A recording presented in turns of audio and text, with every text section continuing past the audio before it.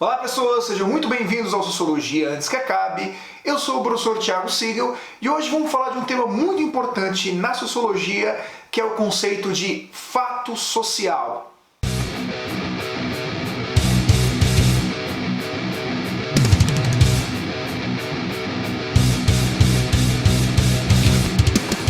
Fato social, como você já deve saber, está atrelado à obra de um dos grandes sociólogos clássicos chamado Émile Durkheim, que assim como Karl Marx, Max Weber, Durkheim é reconhecido como um dos grandes fundadores da sociologia e responsável por transformar a sociologia numa ciência, e é basicamente um dos primeiros caras a dar literalmente uma metodologia, a definir um objeto de estudo para a sociologia. Vamos entender um pouquinho mais sobre a obra desse autor. Durkheim nasceu no século XIX, morreu no comecinho do século XXI, em 1917, logo após o início da Primeira Guerra Mundial. Inclusive, muitas pessoas acreditam que a morte dele tenha sido em decorrência da Primeira Guerra Mundial, não porque ele tenha lutado na guerra, nada disso, mas porque ele era um grande positivista, de certa forma, um positivista, um entusiasta da ciência, que acreditava que a ciência realmente levaria o mundo a um patamar melhor.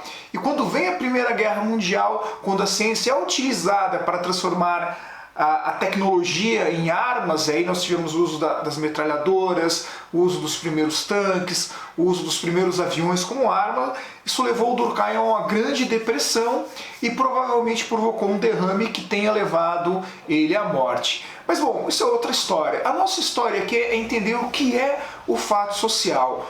Como cientista social, Durkheim tinha um grande objetivo, que era definir o objeto de estudo da ciência chamada sociologia. Porque, afinal de contas, toda ciência tem um objeto de estudo. Por exemplo, a biologia, o seu objeto de estudo são os seres vivos. A matemática, a gente poderia dizer que seu objeto de estudos são os números. A física, a gente poderia dizer que seu objeto de estudo é o mundo natural como um todo.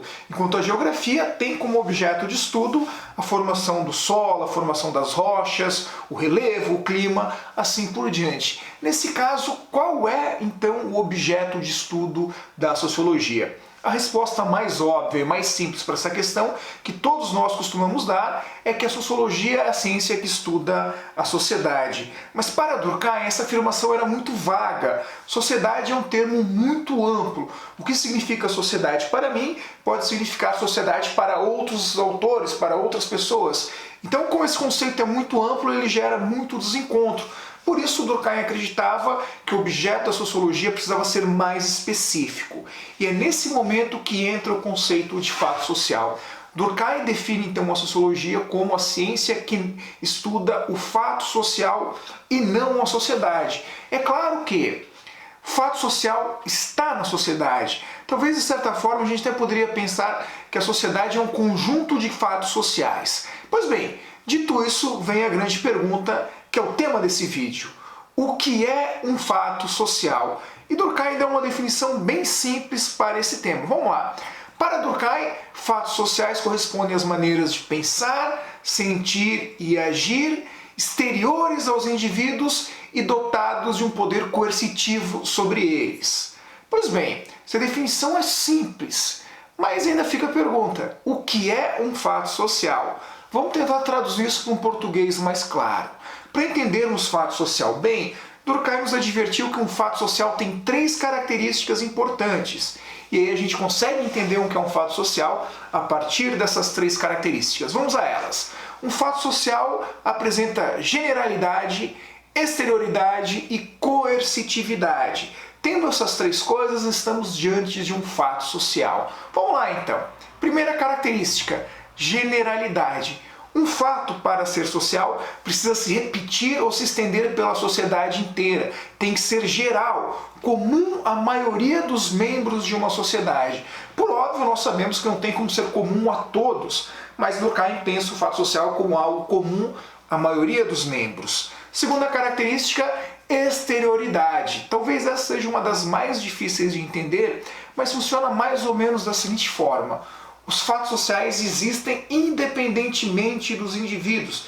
Eles estão exteriores aos indivíduos. Eles já existem antes de nós nascermos e com certeza continuarão a existir depois que nós morrermos. E por fim, a coercitividade. que isto quer dizer? Um fato social se impõe sobre o indivíduo. É como se o indivíduo fosse coagido, forçado, obrigado a se adaptar ao fato social, obrigado a seguir esse fato social. Caso assim não faça, ele corre riscos seríssimos de sofrer punições. Essas punições nós chamamos de sanções sociais. Professor, não entendi. Então tá bom, vamos pensar através de um exemplo. A educação. Segundo Durkheim, a educação é um dos grandes fatos sociais que fazem parte de uma sociedade. E a educação, é claro, é representada pela escola, que nada mais é do que educação institucionalizada. Durkheim, inclusive, tem um olhar bem conservador para a educação, ao definir a educação como a transferência dos conhecimentos, das normas de regras de uma geração para a geração futura. Então a educação tem esse viés conservador de reprodução de um pensamento, de reprodução de normas, de reprodução de regras. Mas a educação faz isso através da família e faz isso também através da escola. Vamos pensar a escola como um fato social. Será que a escola tem essas características? Primeiramente, a escola tem generalidade? Ou seja, frequentar a escola é comum para a maioria dos membros de uma sociedade? A resposta para isso é sim. Então nós temos na escola a primeira característica de um fato social, a generalidade. A segunda, exterioridade. A escola existe independentemente dos indivíduos? A resposta para isso é sim também, porque a escola existe já antes de eu nascer e com certeza existirá depois da minha morte. Aliás, as escolas enquanto instituição existem há muito tempo, então elas são exteriores ao indivíduo. Elas existem independentemente do indivíduo em particular. Isso é a ideia de exterioridade. E a terceira característica, coercitividade. Somos obrigados a frequentar a escola? A resposta para isso é sim, de várias formas. Recentemente, é claro, as mudanças na lei no Brasil, por exemplo, obrigam que as pessoas frequentem a escola entre 7 e 18 anos, que seria a idade normal para você completar o ensino básico. A partir de 18 anos você pode escolher frequentar ou não frequentar a escola. Isso não é algo que acontece só no Brasil, acontece no mundo inteiro. Então esse é o poder coercitivo da instituição escola. Pois bem, professor, e se eu não quiser participar da escola? Se eu não quiser frequentar a escola? E aí vem uma outra coisa importante, os fatos sociais impõem sanções para as pessoas. A gente chama isso na sociologia de Durkheim de sanções sociais. Sanções é uma palavra não muito comum, então vamos pensar em punições sociais. Durkheim pensa que existem duas grandes formas de punições sociais: as sanções espontâneas e as sanções legais. Vamos começar pelas sanções legais. Quando você não cumpre um fato social, você é punido.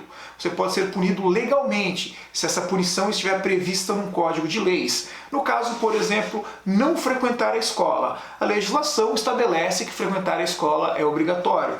A família que retirar o seu filho da escola antes do tempo programado, ela pode sofrer algumas sanções. Por exemplo, se ela recebe programas sociais como Bolsa Família, vai perder esse programa. Além do mais, o Ministério Público, a Justiça, o Estatuto da Criança e do Adolescente, o Conselho Tutelar, podem obrigar essa família a levar o filho para a escola, inclusive em casos muito específicos e muito radicais, perder a guarda da criança. Isso nós teríamos uma sanção legal. Mas nós também temos uma sanção espontânea. A sanção espontânea ela é mais interessante porque ela não está prevista em um código de leis, mas ela acontece de forma, como o nome sugere, espontânea na sociedade. Preconceitos, por exemplo, discriminação. Então uma criança que não frequentar a escola, ela vai estar distante do conhecimento formal. E por não possuir o conhecimento formal, ela vai ser punida. Não vai conseguir os melhores empregos, não vai conseguir entrar no ensino superior e provavelmente possa vir a ser vítima de piadas e chacotas quando escrever errado no Twitter, no Facebook, nas redes sociais, ou talvez nem tenha acesso a esse tipo de coisa. Isso é uma sanção espontânea. Acontece naturalmente sem estar prevista no código de lei.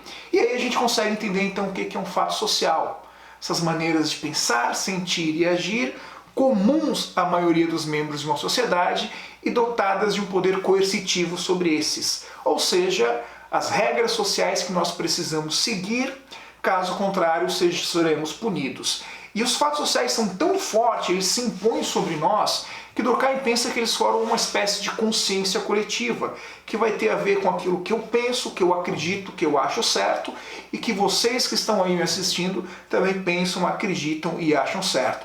Por mais que a gente viva num momento polarizado na sociedade brasileira, essa coisa de direita, de esquerda, de centro, o fato é, não importa se você seja de direita, de esquerda, de centro, existem mais coisas incomuns entre nós do que coisas diferentes. E a isso nós vamos chamar então de fatos sociais.